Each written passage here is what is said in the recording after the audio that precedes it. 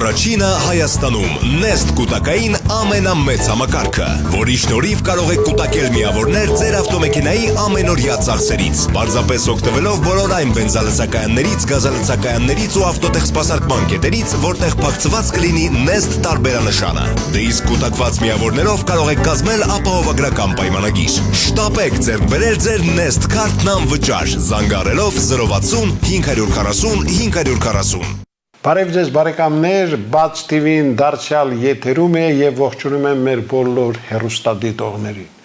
Գիտեք, սովորաբար այս օրերին մենք աշխատում ենք տաղավար հրավիրել մարդկանց, որոնց իսկապես մեր հեռուստադիտողներից, մեր ունկնդիրներից շատերը սպասում են։ Մարդիկ, որոնք եւ ասելիք ունեն, եւ որոնց հնչեցրած մտքերն ու գաղափարները շատ հոգեհարազատ են մեր ժողովրդին։ Այսօր մեր հերթական հյուրը ձեզ քաջածանոթ քաղաքագիտության դոկտոր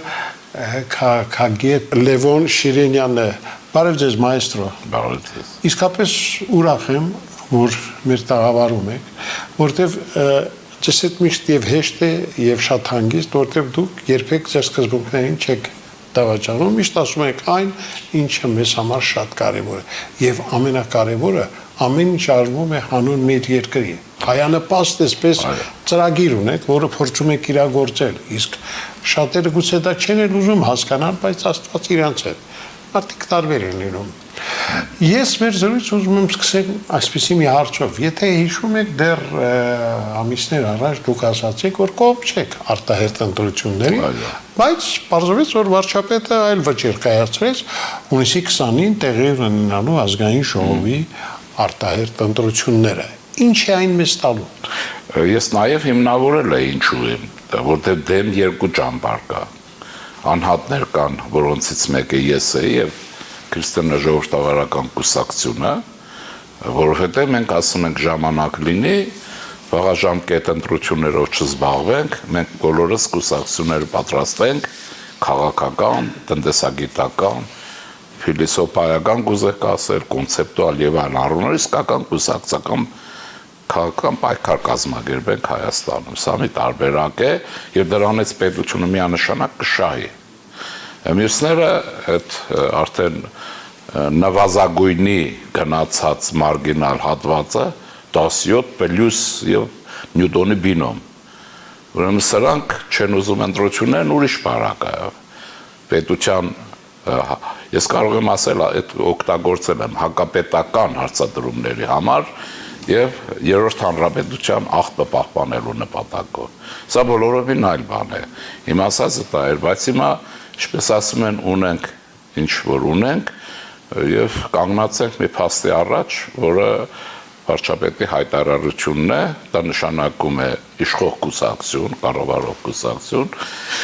գուցե եւ այլ շրջանակներ,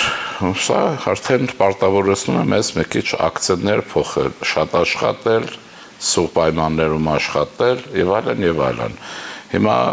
փաստը պիտի անենք, որտեվ իմ ստեղծած կուսակցության բարակը անիմաստ է մեզ ասենք ընտրություններին չմասնակցելը, որովհետև այդ մարդկանց համախումբ ըստ էության հեղափոխության ալիքի վրա է մեջտեղ եկել եւ նրանց նպատակը որպես ալտերնատիվ, այլ ընտրանք, ուրեմն պետությանը պիտանի լինելու համար է։ Դրա համար մենք կմասնակցենք վաղաժամկետ ընտրություններին, բայց ես ասել եմ ինչի համար, որովհետև հիմա ընդհանրապես հիմք չկա։ Ընտրությունների կասեմ ինչի, եթե թույլ տաք։ Պարզ է։ Տեսեք, մի հարց էլ կա, որի մասին ուզում եմ անպայման խոսենք, մենք շատ հարցում են, մեր ունկնդիրների շրջանում մեծ դժգոհություն են առաջացնում հատկապես Ռուսաստանի Դաշնությունում բնակվող մեր այն վայ հայազգի քաղաքական, հասարակական գործիչների ոչ հայանպաստ ելույթները, ինչը իհարկե ինչ որտեղ նաև շատ տհաճ է։ Ինչու այդ երևույթը այնուամենայնիվ կա, ինչն է նրանց շահը։ Ուրեմն նաև վնասակար է, առաջինը վնասակար է մեր ժողովրդի եւ մեր պետության համար, այդ ինչ որ ժամանակին անընդհատ ասել եմ ցիտելով Ռաֆայել Պատկանյանին, ասում է ով է հայը։ Հայն այո, ասում է կպայքարի Հայաստանի ազատության եւ անկախության համար։ Այսօր գումար ենք պետականության համար, ուրիշ ոչինչ։ Մնացած ուրիշ են։ Հենց ինչ-որ տերմին կար։ Հիմա եթե քաղաքագիտությանը վերադառնանք, էթնո քաղաքականությանը, հա, այնտեղ նոր տերմին կա, արևմուտքից է եկել, բայց այս իմաստով ձեր ասացի հարցադրման մեջ լավ տերմին կա։ Ծագումով հայերը, այսինքն ինքը մշակութապես, լեզվով, բարքերով, ավանդույթներով հաջորդի հետ առնչություն չունի, ինքը ֆիզիոլոգիապես է հայ, մատերիալ է, ուրիշի համար։ Եվ այս շերտը ցավալիորեն հաջորդի մեջ շատ ավելի շատ է, մանավանդ բարձր շերտերում,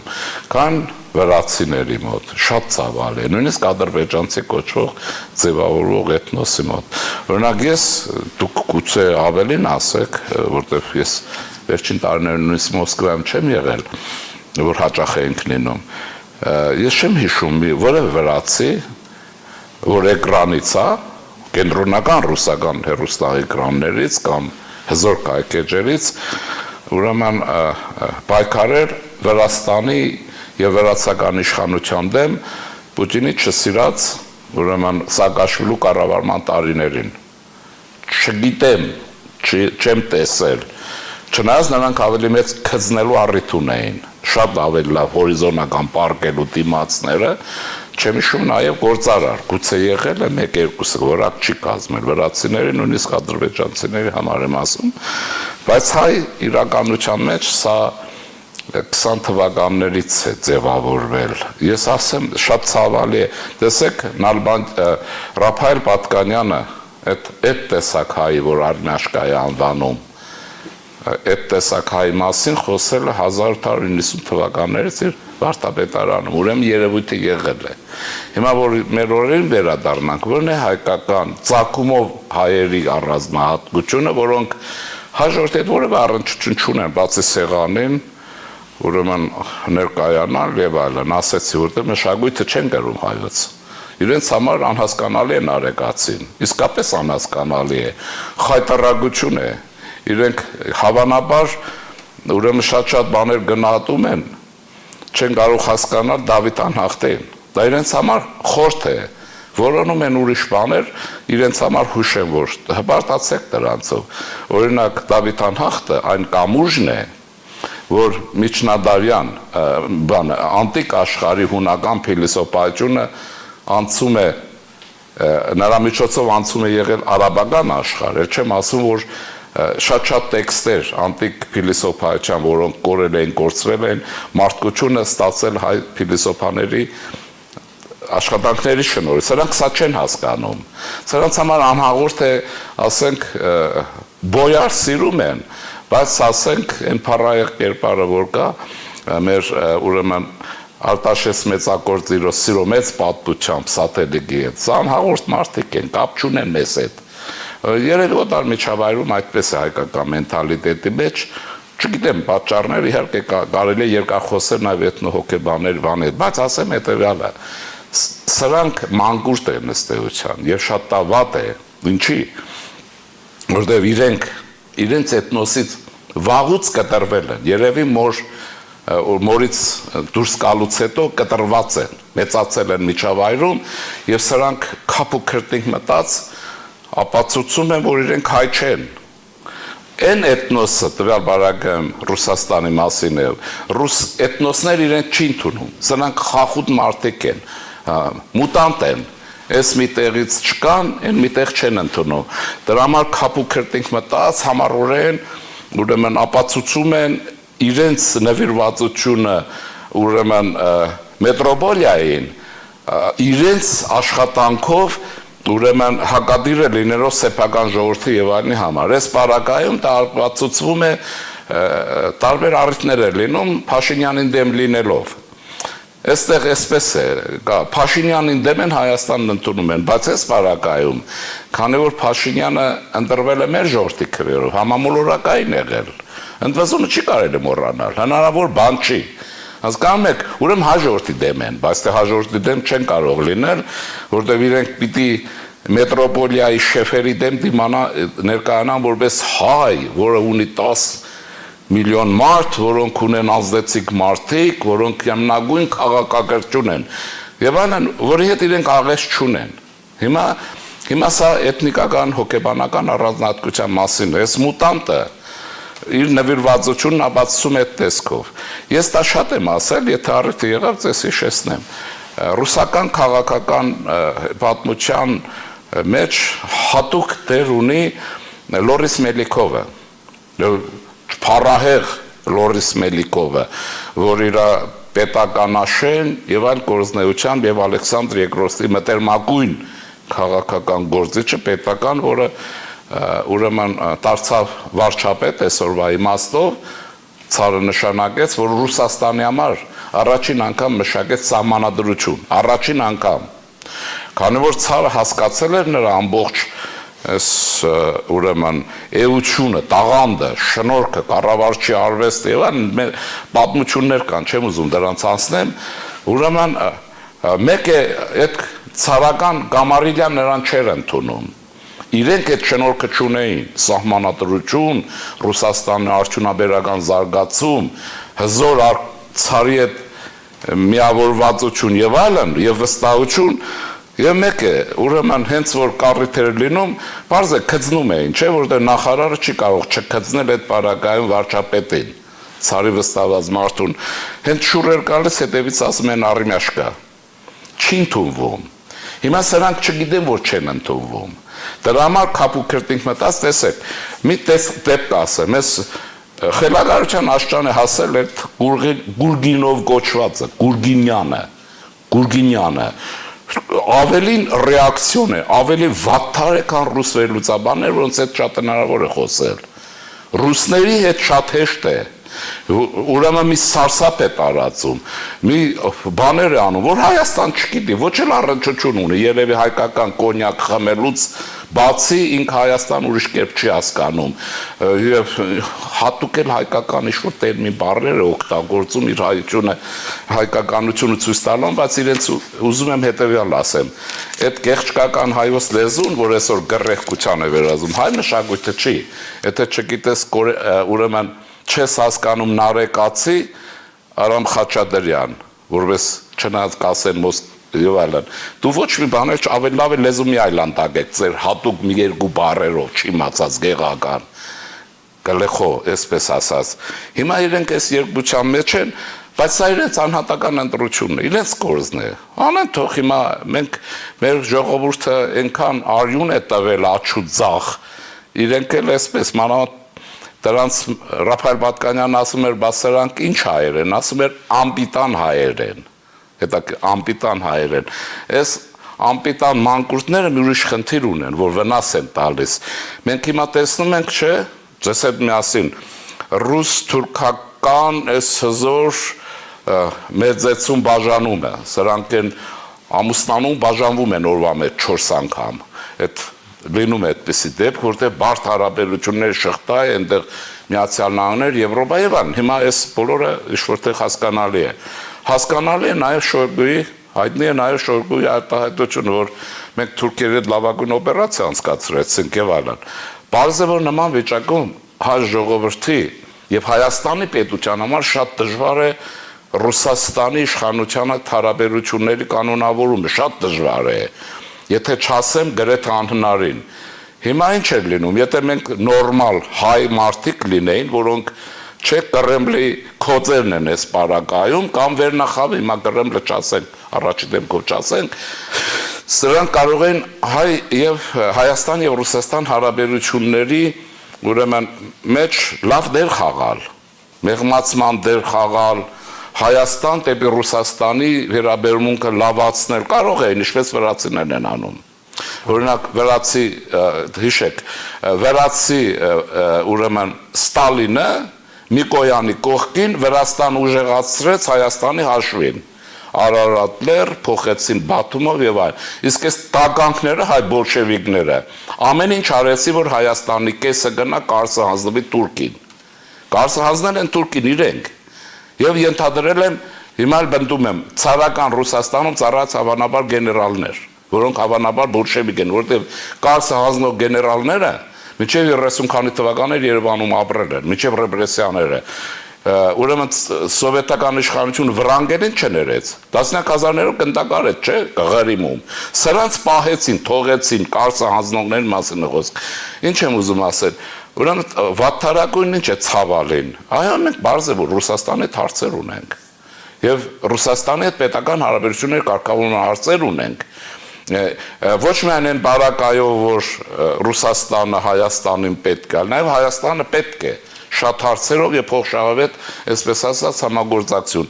Սրանք հետսովետա 30 տարվա մեջ այս ուրեմն մուտանտ ամեն ինչ արեց Ռուսաստանի հետ Հայաստանի հարաբերություններ վատացնելու համար։ Եվ մենք եթե պարտվեցինք Արցախյան այս վերջին պատերազմում, հիշեք, իրենք ըստ էության Ադրբեջանի եւ Թուրքիայի տեսակետը պաշտպանեցին իրենց բաներով, հզոր ելույթներով, հզոր ասենք, ճակերտներում եւ վատթարացնում են Հայաստան, ուրեմն Ռուսաստան փոխհարաբերությունները, որ մեզ համար կարեւոր է։ Այս մնացած այն Միրզայան, ինչ որ բան, Միրզայան, Հայաստանի հետ կապ չունի, ինչ որ մարդիկ են, Գուրգինով, Բաղդասարով, այդպես էլ գրվում են։ Միրզայան, եւ ոչ որ Միջին Ասիայից եկել են, կարող թուրքերները Միջին Ասիայից եկել, նստել են Մոսկվայով ու ամեն վնաս հասցնում են Հայաստանին եւ Հայաստանի իշխանությանը։ Այս ծանրագույն վիճակում ավելի ուրեմն նվիրվածությունը դրա համար եմ ասում, ընդ որում ես դա կենսաբանական իմաստով եմ ասում մուտանտ, ոչ թե քաղաքական իմաստով։ Հիմա միշտեր մի բան ասեմ, եթե մնացել են կան այդպիսի հայեր մտավորական, ասեմ, բարեկամներ, դուք եթե Հայաստանի պատմությունը ռուս հեղինակների գրածով եք սովորելու, գոնե Գլինկայի գրքերը կարդացեք։ Հա, Գլինկա կարդացեք, ռուս պատմաբան եւ ռուսական հետազոտ ես չարությամբ չեմ ասում, դուք չեք կարող սովետական ձեր գիտելիքով իմանալ Հայաստան բացառված է։ Դուք, այսպես ասեմ, հա, օրինակ վերցրեք Կարեն ինչ բան է Յուզբաշյանին Լենինգրադի, հա, նախկին սովորեք, հայերեն սովորեք, հայերեն ուրեմն հայոց լեզու չգիտեն, հայոց լեզվով երկու բան են ուզում հասկանալ, դուք բացի օտար ազդեցությունը ձեր բաների անցյալ ձեր պապերի ժողովրդին չեք հասկանում, դուք ուրեմն հիմա առաջարկս հետևյալն է, ուրեմն մենք հայտնվել ենք Եվ Ռուսաստանն է հայտնվել, եւ Ամերիկան այսօրվա վիճակում աշխարհ երկրաքաղաքական բարդակույն այսպես տրանսֆորմացիաների շրջան։ Հիմա սա օբյեկտիվ հաշվենք, ինչքան որ օբյեկտիվ է։ Մեզ համար չափազանց կենսական է Ռուսաստանի հետ հարաբերությունների կարգավորումը անկախ, ազատ եւ դեմոկրատական պետության այն դրվածքով, որ հեղափոխություն հռչակել է։ Սրանից հետար չկա։ Ուրեմն եթե դա այդպես է, կարողացեք օգտակար լինել, բանաձև ասեմ ձեզ, քաղաքականության Հայաստանի ֆինլանդականացման Ռուսաստանի կողմից հարցով ֆինլանդականացավ եւ կարևորը, որովհետեւ դուք դա անեք, պետք է արժանապատվություն ունենաք։ Մուտանտ արժանապատվություն չի կարող ունենալ։ Ինքը փախչում է իր էթնոսից, այն օծի նման չէ, օծը ոնց է մարմինը մաքրում, մտնում է, երբ որ ժամանակ գալիս է, կաշին փոխում է, նեղանցք է մտնում ու գնում է, կաշին մնում է, ինքի միջից փախնում է։ Այդ օծի նման մի փոխեք ձեր կաշին։ Այսինքն սրանք այդ Հայաստանից այս ձևով բոգվածներն են, հասել են միտեղ, բայց իմանաք, ցարական կամարիկան մեկ ձեզ օգտագործելուց հետո շպրտելու է, ձեզ չի ընդունելու, դա հնարավոր բան չի, որովհետև Ռուսաստանում հիմա բոլորովին այլ կոնցեպցիա է աշխատում եվրասիականություն ամենալավ վերջերս բացատրեց Տարասովը, դա ստավոնաչուրքական ձուլվածքն է, դուք այնտեղ բացի քոցը ոչ մի կարգավիճակ չունեք, բայց եթե հայկական արժանապատվությամբ լինեք, կլինեք այնպիսին, ինչպիսին շատ արժանապատիվ մարդիկ են Ռուսաստանի հետ փոխհարաբերության մեջ եւ հերիք է վնաստակ Հայաստանին եւ փչացնեք հայ-ռուսական հարաբերությունները։ Հանուն ձեր, հա, արաղի։ Ես ես հասկանում եմ, պարոն Շիրինյան։ Գիտեք, հիշատակեցիք ռուս-թուրքական հարաբերությունները, ջերմացող, հետո սառեցվող նորից կարող են մի քանի անգամ ամուսնանալ, մի քանի անգամ բաժանվել, անկեղծ ասած ես մի փոքր հատկապես երբ մարտի 16-ին նշվեց 100-ամյակը ռուս-թուրքական այդ չարաբաստիկ պայմանագրի, Մարիա Զախարովան, Ռուսաստանի արտաքին գործերի նախարարության խոսնակը հայտարարեց, որ մենք շատ շահագրգռված ենք եւ հպարտ եւ ուրախ ենք, որ ունենք Թուրքիայի նման դաշնակից ու բարեկամ։ Ես չգիտեմ, օրը հատուկ էր ընտրվել։ Հայհարկ է, երթում են։ Իրենց համար այդպես է։ Իրենց համար այդպես է, գիտեք ինչ կա, եթե մենք մնում ենք անկեղծության եւ քաղաքագիտության պլատֆորմի վրա, իրենք կատաղի մրցապայքարի մեջ են եւ Միացյալ Նահանգների դեմ հետ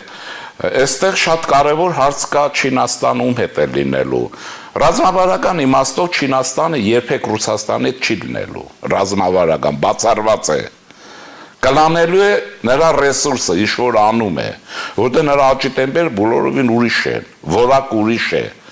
այստեղ մի բան ասեմ չինական ավտորիտարիզմը ռուսականը չի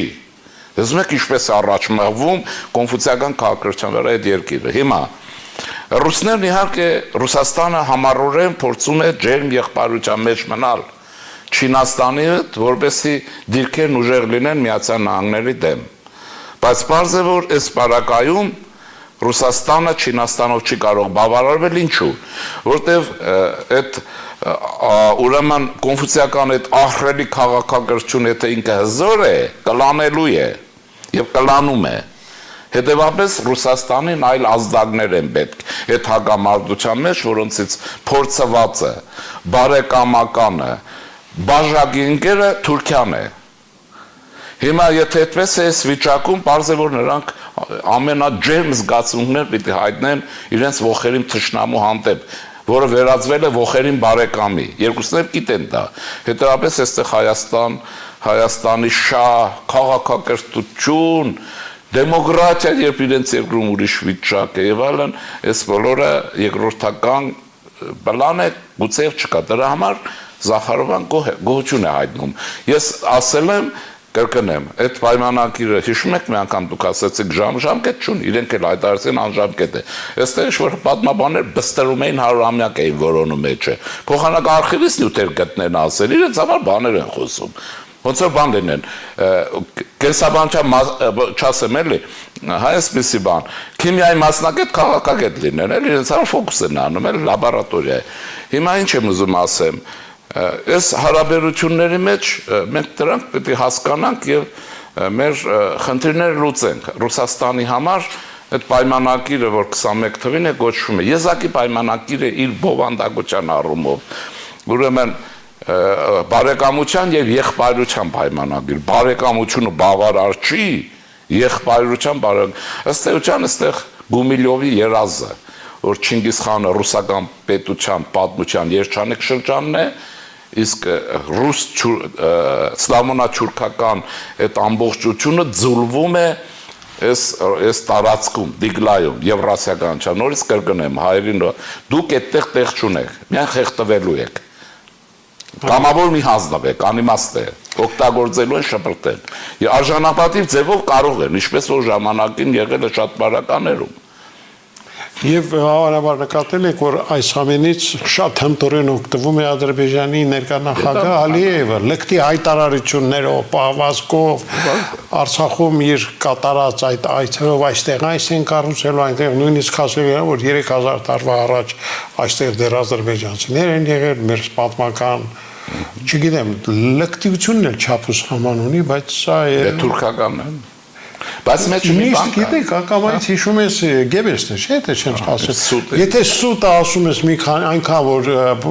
մարդիկ սկսում են դա լսել, այն նույնպես կարող է դառնալ ճշմարտություն եւ ինչքան մեծ, այնքան լավ սուտը։ Բայց ես ճշմարիտ բան ասեմ, այդուհանդերձ 18 թվականին, սա հատուկ ռուսների համար եմ ասում, եւ մուտանտ հայերի թող ասեն։ Ուրեմն ինչն է հարցը, երեսարանով վերջացնենք, հա 18 թվականին Երբ ռուսական բանակը փախչում էր Արևմտյան Հայաստանից, Կիրովաբանը Շամախի հետ հատվածում Գանձակի ռուսական ուրեմն գնաց կա կազմերը տուն վերադարձող զինվորներով գնդակահարվել են գիշերը թաթարների կողմից, այդպես էլ հետո լինելու է։ Այնպես ինչպես 1990 թվականին իրենք ինչպես ուզում են վերաբերվեն արդեն կզնեն ադրբեջանցիներին, ինչպես Ադրբեջանն ավերեց ուրեմն սովետապարսկական սահմանը։ Դուք կզիչեք այդ ինչ պատճառներով, դուք երբեք չեք ստանա թուրքական բարեկամություն, բացառված է, հիշեցրի երկու դեպք, ընդ որում, այդ Շամախի ռուս բանակի փախչող կամ նահանջող բանակի գնդակահարությանը մասնակցել են այլ վրացիները։ Միակ ժողովուրդը, որ օգնել է, հայերն են եղել, եւ իրենք հայերին վերաբերվում են այս տեսքով, ինչ որ տեսնում եք։ Շատ ցավալի է, բայց դա ռեալ իրողությունն է։ Կփոխվի, եթե հայեր արժանապատվություն վերադարձնեն իրենք իրենց։ Գիտեք, մի լուսավոր կետ էլ կար այս վերջերս, խոսքը վերաբերում է, որ Հնդկաստանը որոշեց այդ ճանապարհը Պարսկաստանով, Հայաստանով դեպի Եվրոպա եւ Ես նորույթ ասեմ ձեզ։ Այո։ Պարս Իրանի դեսպանը հայտարարեց։ Ես ժամը 12-ի վաղ Հնդկաստանի դեսպանի հետ հանդիպում ունեմ։ Օ, հրաշալի է։ Մեր հերոստատորների անունից շնորհակալություն հայտնենք։ Որտեղ մեզ համար հաճելի էր լսել Հնդկաստանի նման հզոր երկիրը, այլ չեմ խոսում, որ իհարկե մենք պիտի Չինաստանի հետ էլ մնանք բարեկամ։ Բոլորի հետ, բոլորի հետ, բազմավեկտոր։ Ռուսաստանի քաղաքականությունը ֆինլանդականացնելով, փորձելով, այդ Ֆինլանդիա Ռուսաստան-Ադրբեջան ֆորմատով մնացածները այսպես ես վաղը փորձենք։ Ես ուզում եմ ճշտել, դա ճիշտ տեղեկատվություն է, թե չէ, եւ քրիստոնյա ժողովրդավարական կուսակցության այսպես նախագահի առաջին հանդիպումն է պաշտոնական կուսակցության գրանցումից հետո օտար պետության հետ եւ ես ընտրել եմ Հնդկաստանը, ով ուզում է թող լավ մտածի։ Շատ մեծ խորհուրդ կա։ Տեսնենք։ Հրաշալի է։ Պարոն Շիրինյան, այնուամենայնիվ ելքեր կան, չէ, որ կարելի է ծանր վիճակից դուրս գալ եւ ի վերջո հասկացնել, որ Հայաստանը այնուամենայնիվ պիտի ոտքի կանգնի։ Անպայման, գիտեք ինչ կա, Համլետ ջան, տեսեք, նախ մեր ժողովրդին իդեալ է պետք, ցանկացած ժողովրդի է պետք։ Ուրիշ ազգային գաղափարություն բան որ ասում են, էլի, մենք դնում ենք կողքի։ Աշխարհում միակ ժողովուրդը Լայբնիցի ասելով, որ արարչագործական է, դա հայ ժողովուրդն է, Հայաստանն է արարչագործության հայրենիքը։ Ինչու եմ ասում Լայբնիցը, որ գնան գերմանացի անջարեղ փիլիսոփայի դեմ, այս կագեբեշնիկներ, նախկին սովետական կրիվտան աթեիստներ բաներ, էլի,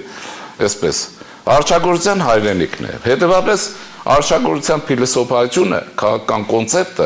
մեր ժողովրդի ազգային գաղափարախոսությունն է, ինչը որ որտեղ գրել են կուսակցության մեջ։ Ես իմիջիալոց այդ կուսակցություն գնացել եմ այդ գաղափարին գալումով։ Մենք ունենք ազգային գաղափար, այդ իմաստով արարչագործության գաղափարախոսությունն է։